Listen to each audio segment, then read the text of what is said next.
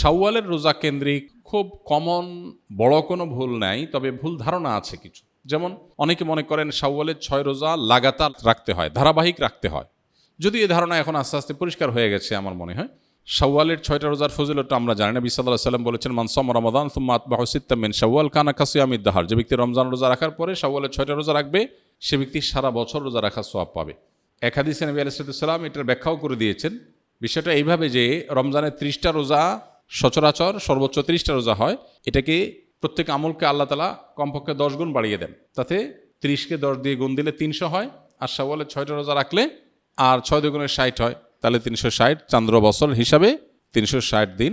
অতএব পুরো বছর রোজা রাখার সওয়াব পেতে হলে রমজান রোজার পরে শাওয়ালের 6টা রোজা রাখতে হবে।